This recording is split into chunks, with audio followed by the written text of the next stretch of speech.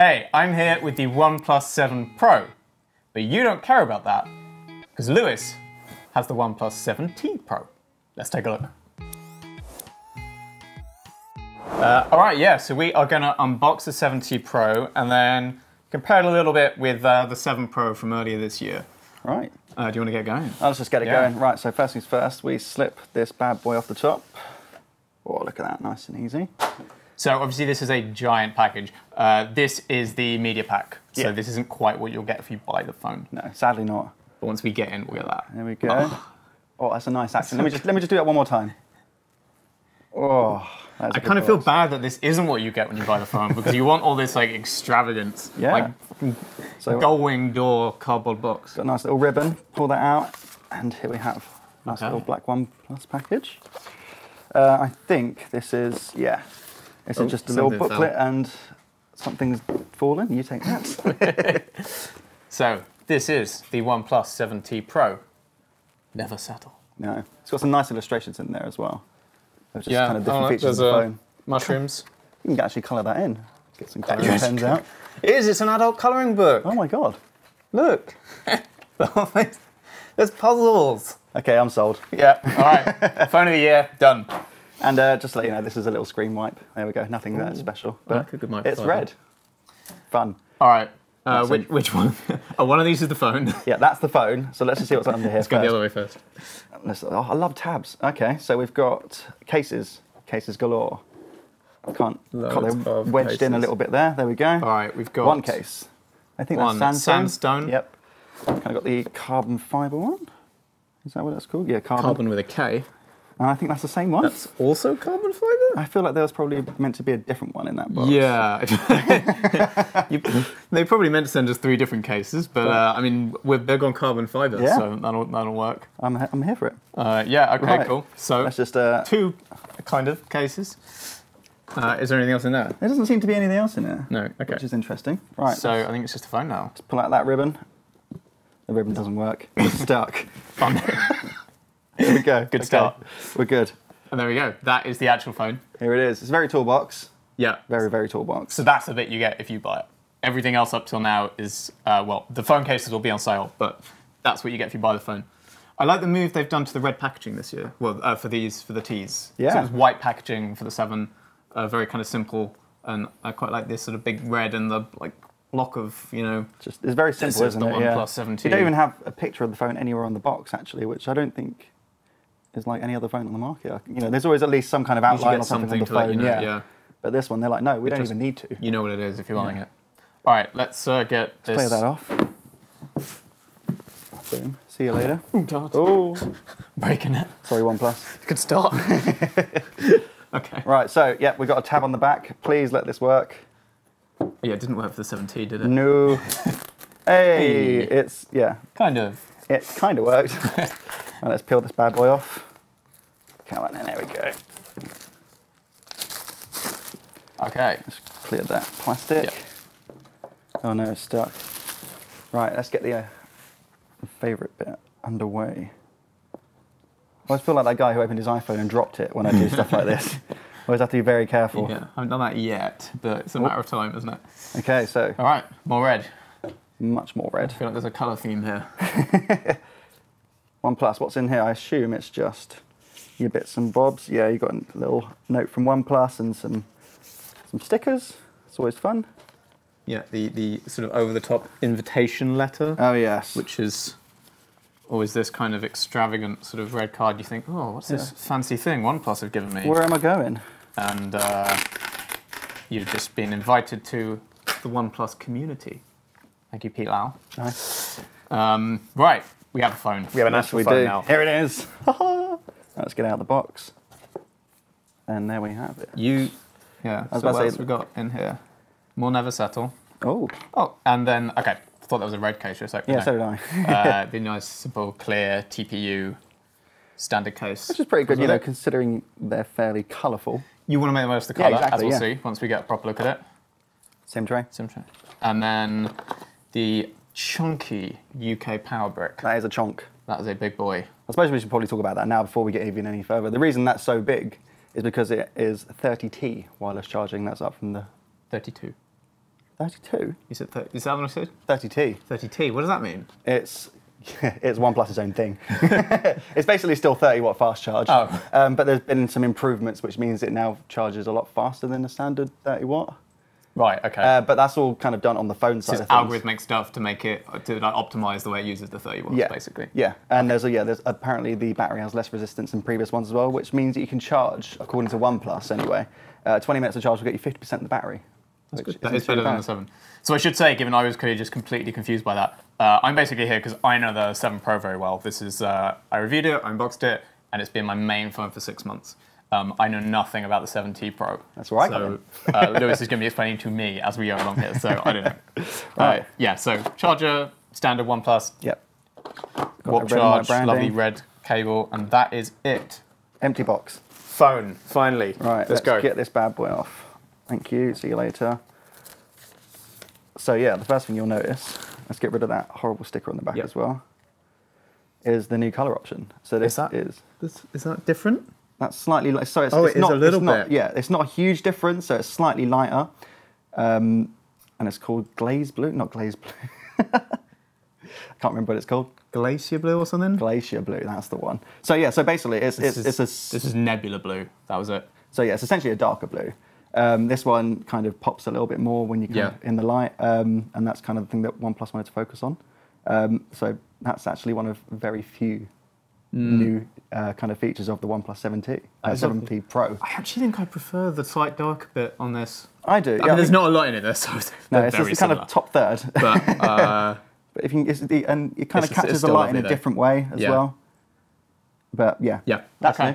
Cool. On the front, obviously, I'll just turn this on so you can see, but there isn't any real change in terms of, oh, the phone's dead. Oh, no. There we go.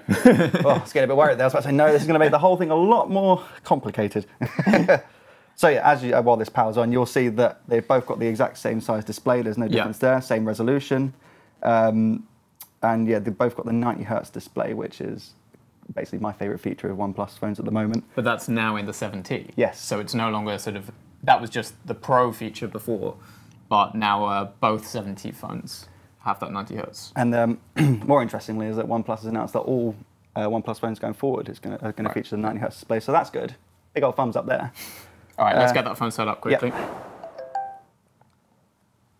Okay, so, lovely bit of a pop-up there. So the phones are set up, side by side. Now you can really see that there's no difference in terms of that display at all. I'll have to ignore my Rilakkuma and Kaoru background. I love all the little pop-ups that come up. So obviously it's a complete display, and that's because the camera, let's do this in time if we can. 3, 2, 1. There we go, that was good. Popped out the top. Yep, that took about the same amount of time as well. That wasn't faster in the new one or anything. No, I think it's the exact same kind of thing. Is it the same camera lens? Yes. Right. So yeah, all the cameras are basically the same on this model as the previous model. So you've got the 48 megapixel main. You've got a 3 times telephoto, which is an 8 megapixel, and you've got a 16 megapixel ultra wide on the rear, and then obviously a 16 megapixel on the front. Yep. So yeah, that's all the same as the 7 Pro. And they even look the same. So you don't get the redesign of the rear like you do on the 7T, which went from kind of this similar design to a massive circular housing. It just doesn't say 48. Oh, that's interesting. Why would they remove that? It's the only difference I can see. Yeah, actually, you've got that little sensor there. Oh yeah, actually, yeah. Instead of, you can see it on there. That's it's between, in the... Yeah. Yeah, right. I think I actually prefer that. It's a little bit cleaner. Yeah, but that's an odd change. Here we are. Yeah, so the cameras on the 7 Pro were very good, I thought. They had some issues at first from a software perspective that they tidied up as they went along. But from the hardware's great, and once they sort of ironed out the kinks after a few weeks, actually, I've been super happy with the 7 Pro camera. Okay, that's good. It's not quite up there with the best of the Huawei's or anything, but I think it's been very, very, very solid. Yeah, no, for sure.